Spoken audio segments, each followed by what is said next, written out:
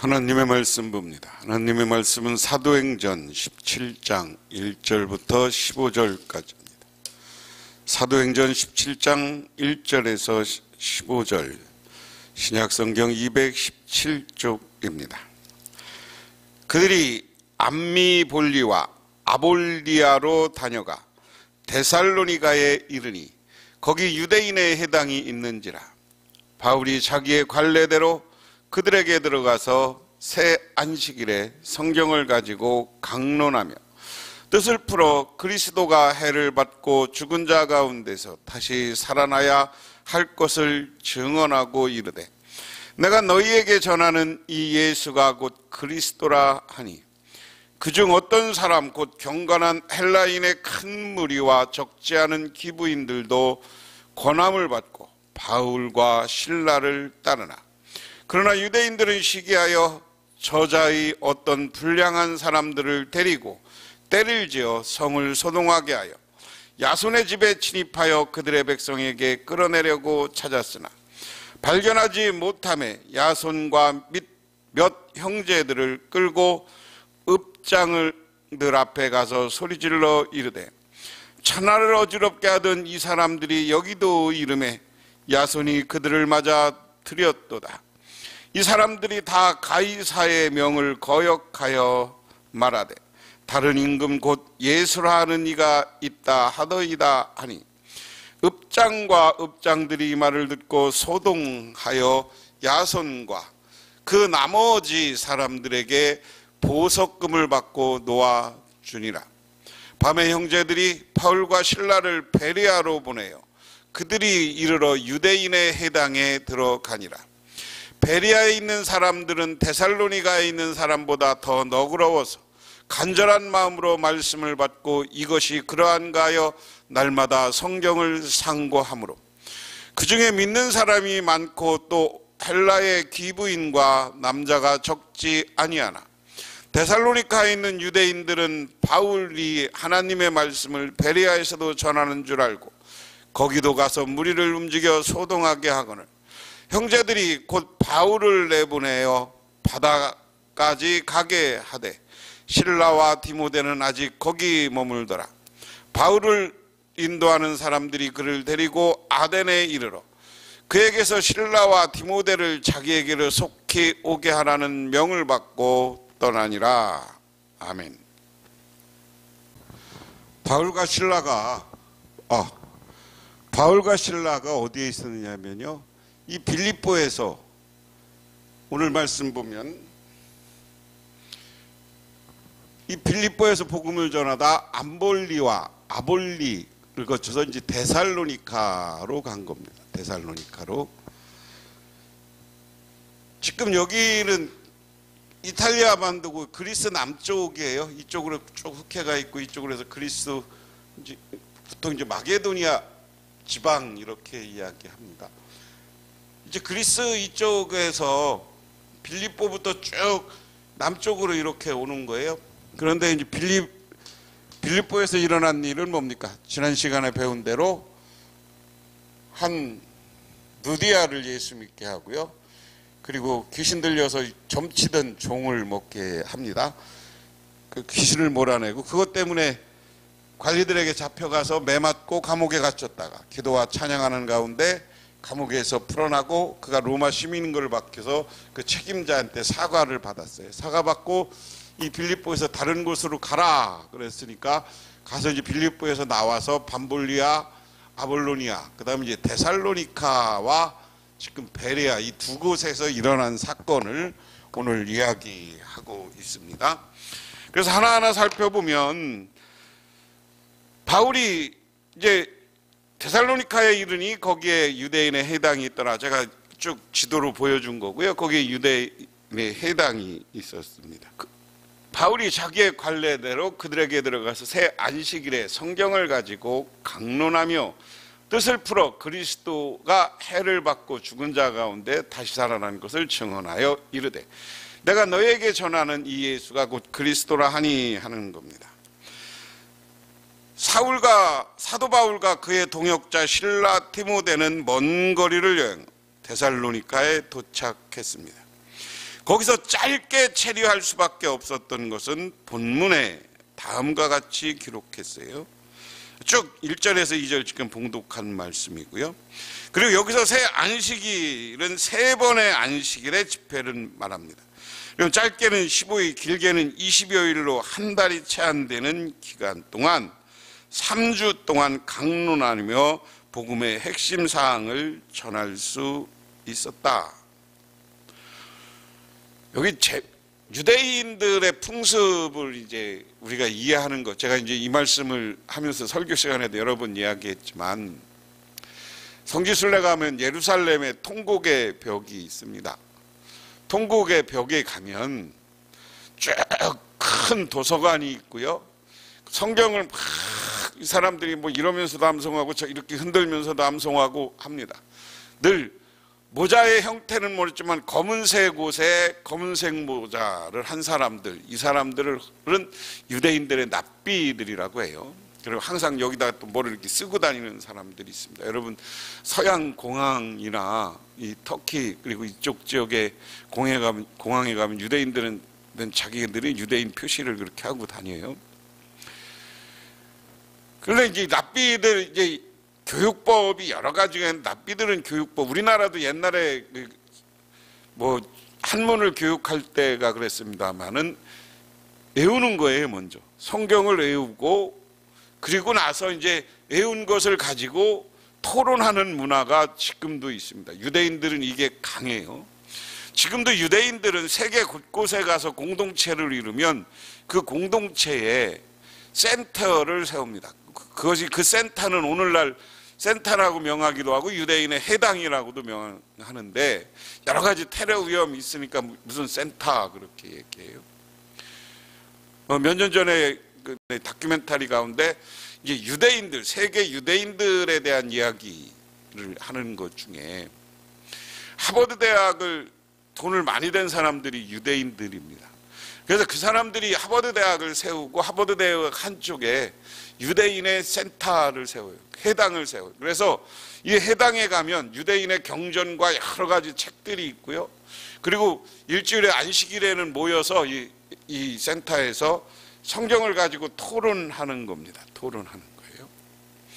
이런 전통이 오래전부터, 이때부터 있었던 거예요. 유대인들은 해당에 살아오면 그 성경 말씀을 가지고, 외운 말씀이나 성경을 본 말씀을 가지고 토론하고 서로 가르치고 그것을 하는 거예요. 그래서 오늘 사도 바울이 유대인 가운데 상당히 유대 율법도 강하고요, 헬라 철학도 공부한 사람이다. 그랬어요. 오늘날로 얘기하면 신학 박사이기도 하고 철학 박사이기도 한 사람이 사도 바울이 헬라 철학을 많이 공부했기 때문에, 이 당시는 뭐 다 철학, 율법학, 그러니까 이제 신학, 율법 뭐 그렇겠죠. 그런데 이런 사람이 가서 강의하는데 같이 안식일을, 세 번의 안식일을 가서 이제 자기들이 예수 그리스도의 메시아가 온다는 성경 본문, 그리고 여러 가지 이야기를 통해서 예수님이 이 땅에 오셔서 이렇게 사시다가 부활하고 십자가에 달리고 부활하셨다, 그리고 다시 오신다, 그분이 메시아, 이 성경 속에 있는 메시아다라고 했습니다. 이런 말을 전한 거예요. 그 중에 어떤 사람은 경건한 헬라인의 큰 무리와 적지 않은 기브인도 권함을 받고 바울과 신라를 따르나, 그러나 유대인들을 시기하여 저자의 불량한 사람들을 데리고 와서 성을 소동하게 하여 야손의 집에 침입하여 그 백성을 끌어내어 찾았으나 발견하지 못하고 야손의 형제 읍장에 가서 소리질러 이르되, 천하를 어지럽게 하던 이 사람들도 여기 이름에 야손이 그들을 맞았다. 다 가이사의 명을 기억하고 다른 임금 예수라 하는 이가 있다 하더라 하는 겁니다. 기독교를 박해할 때 언제나 등장하는 테마예요. 뭐냐? 로마가 기독교를 공인하기까지 기독교를 핍박하는 사람들이 내세웠던 게 그거예요. 가이사라는 말은 라틴어고요. 우리말로 해석하면 황제라는 말이에요. 로마의 황제를 말고 예수를 믿으라고 하는데, 예수는 황제를 대신하는 왕이다.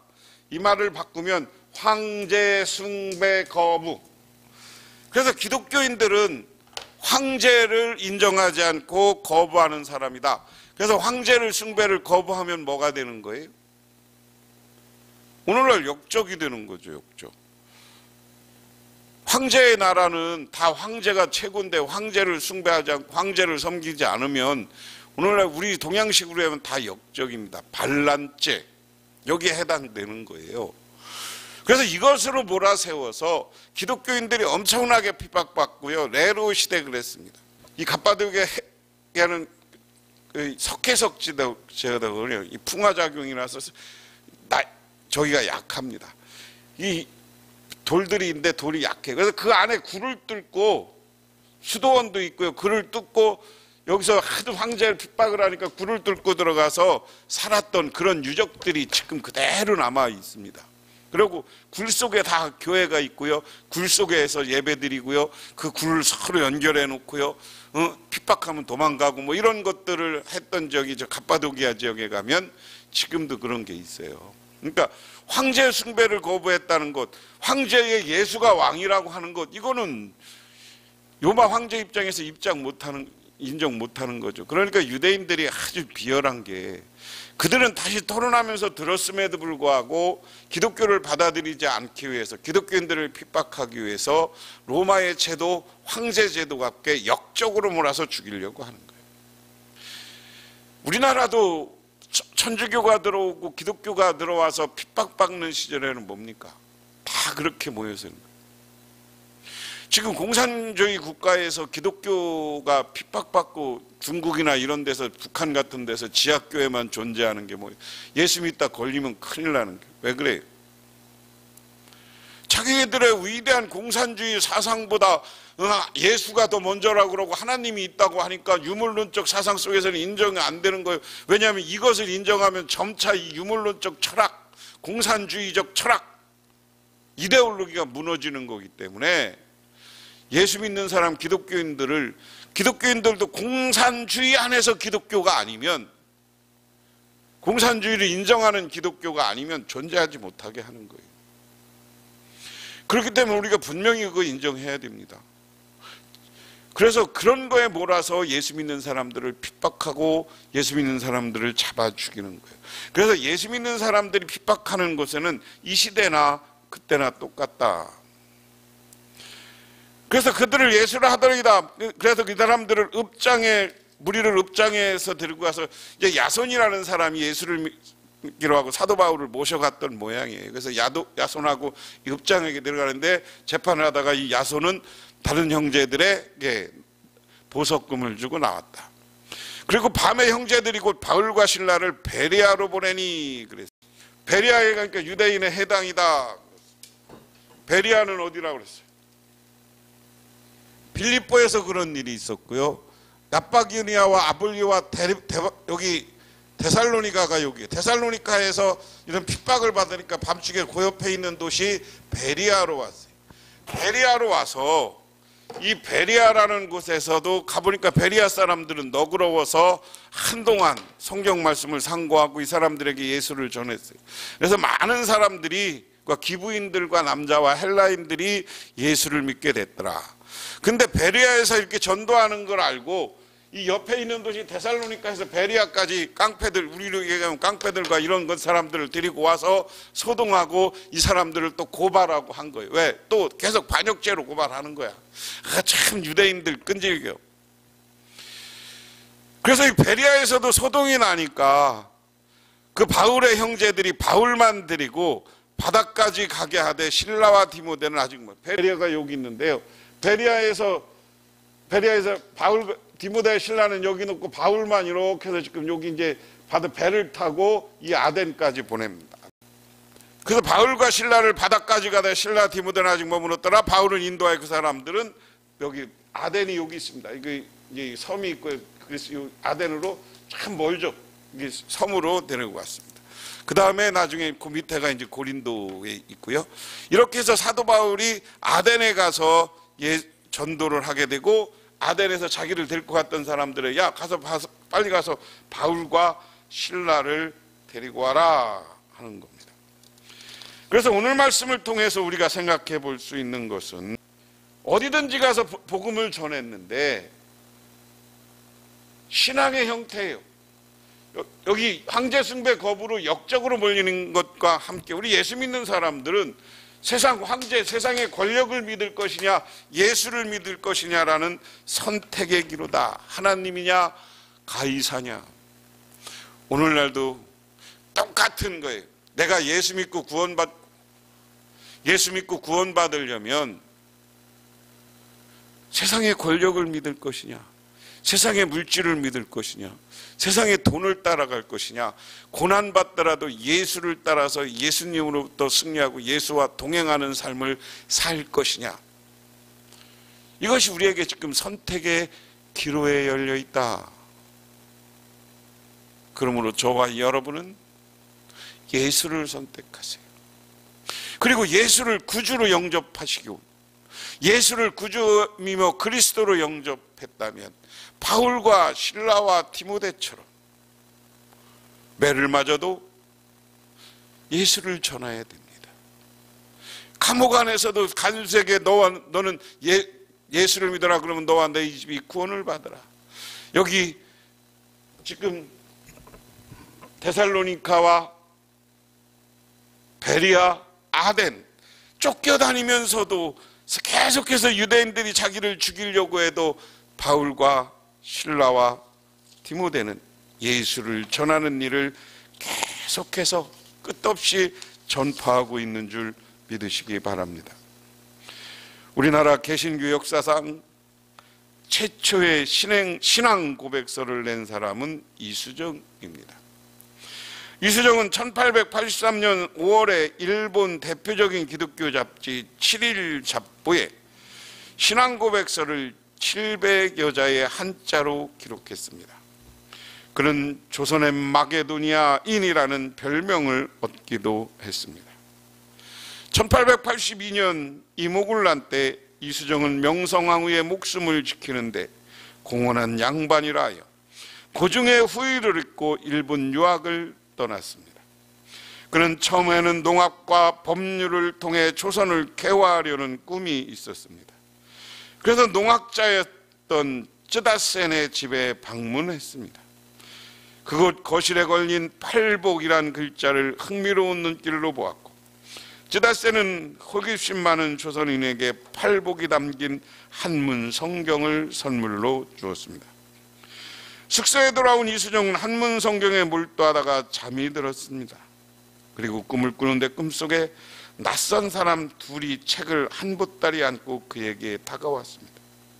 그것이 무엇이요? 당신의 나라 조선의 가장 귀한 책이요. 무슨 책이요? 성경이요. 이수정은 이후 성경을 탐독하고 예수를 믿기로 작정하고 세례를 받았습니다. 처음에는 농업과 법률을 통해 조선을 깨우치려는 이수정은 이제 성서를 통해 조선을 건지고자 했습니다. 그는 성경을 번역해서 그가 꿈꾸대로 성경을 가득 안고 조선으로 돌아왔고요. 우리나라 최초의 선교사들이 한국에 올 때 세계에서 이런 사례가 없어요. 선교사들이 먼저 오고 선교사들이 와서 성경을 번역했는데 우리나라에 들어오는 선교사가 한글 성경을 가지고 들어왔어요. 바로 이 이수정이라는 사람이 번역한 성경을 들고 한국에 왔어요. 다시 말해서 다른 나라들은 선교사들이 들어와서 예수를 믿었는데 우리나라는 스스로 예수를 믿겠다고 세례받은 사람들이 선교사들이 들어오기 전에 더 먼저 있었다. 저 중국 쪽에서 저 일본 쪽에서. 그래서 우리나라는 스스로 복음을 받아들이는 위대한 민족이 되었다. 그리고 이수정의 이 성경책은 오늘날 한글 번역 성경의 기초가 된 거고요. 선교사들이 복음을 전하는 것에 기초가 되고 한국을 복음하는 데 결정적인 역할을 했다. 오늘 바울과 실라는 가는 곳마다 복음을 전합니다. 오늘 이수정이라는 분은 먼저 예수 믿고 한국의 성경을 통해 복음하기 위해서 성경을 번역하고 한국을 오늘날 복음의 강국으로 만드는 데 초석이 되었습니다. 우리 모두도 내가 미약하지만 내가 먼저 예수 믿었다면, 내가 교인이라면, 성도라면 이제 우리도 어디를 가든지 때를 얻든지 못 얻든지 복음을 전하고 전파하는 데 앞장서기를 주님의 이름으로 축원합니다. 기도하겠습니다.